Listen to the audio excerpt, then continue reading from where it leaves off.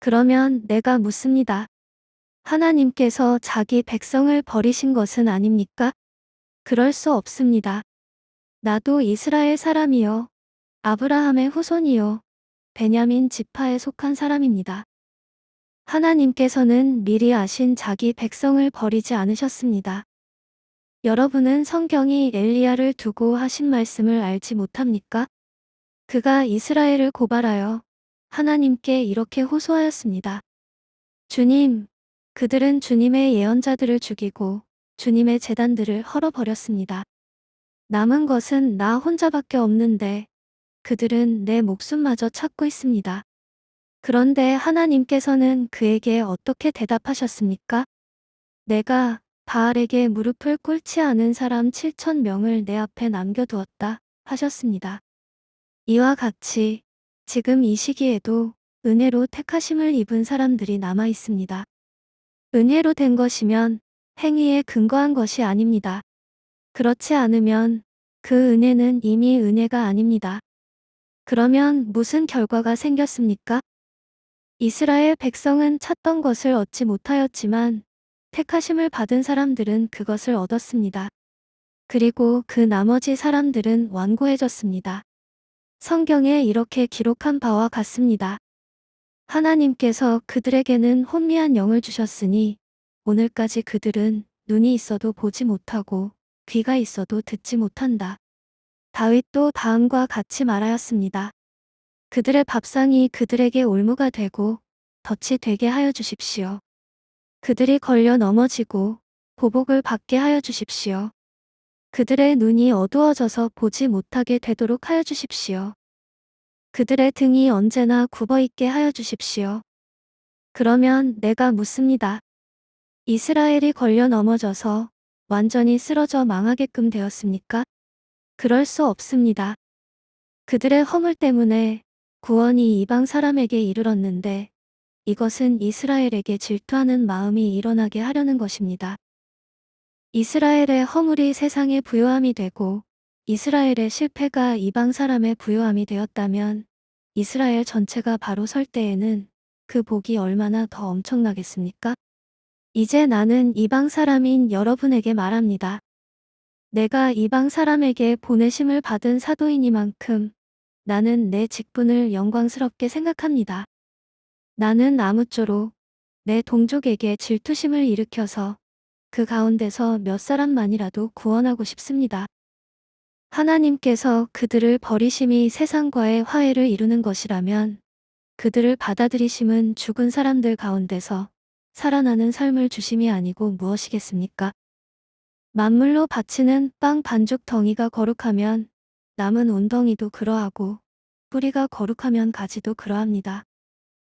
그런데 참올리브 나무 가지들 가운데서 얼마를 잘라내시고서 그 자리에다 돌올리브 나무인 그대를 접붙여 주셨기 때문에 그대가 참올리브 나무의 뿌리에서 올라오는 양분을 함께 받게 된 것이면 그대는 본래의 가지들을 향하여 우쭐대지 말아야 합니다.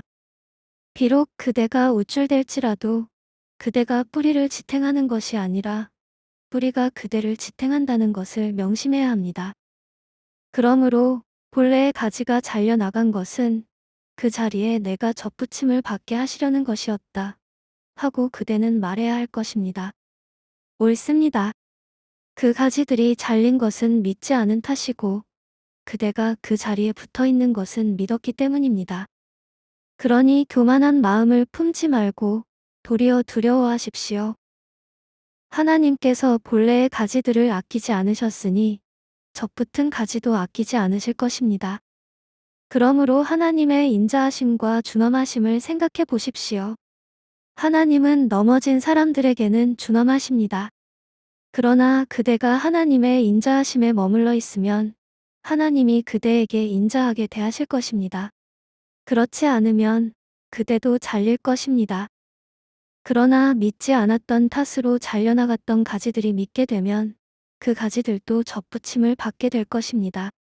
하나님께서는 그들을 다시 접붙이실 수 있습니다. 그대가 본래의 돌올리브 나무에서 잘려서 그 본성을 거슬러 참올리브 나무에 접붙임을 받았다면 본래 붙어 있던 이 가지들이 제 나무에 다시 접붙임을 받는 것이야 얼마나 더 쉬운 일이겠습니까? 형제자매 여러분, 나는 여러분이 이 신비한 비밀을 알기를 바랍니다. 그것은 여러분이 스스로 현명하다고 생각하는 일이 없게 하려는 것입니다. 그 비밀은 이러합니다. 이방 사람의 수가 다 찰 때까지 이스라엘 사람들 가운데서 일부가 완고해진 대로 있으리라는 것과 온 이스라엘이 구원을 받게 되리라는 것입니다. 그것은 성경에 이렇게 기록되어 있는 바와 같습니다. 구원하시는 분이 시온에서 오실 것이니 야곱에게서 경건하지 못함을 제거하실 것이다.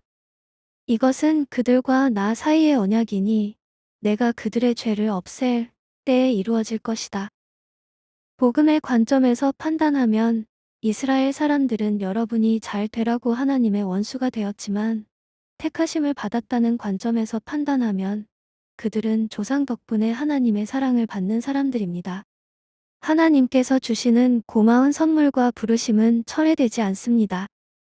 전에 하나님께 순종하지 않던 여러분이 이제 이스라엘 사람의 불순종 때문에 하나님의 자비를 입게 되었습니다.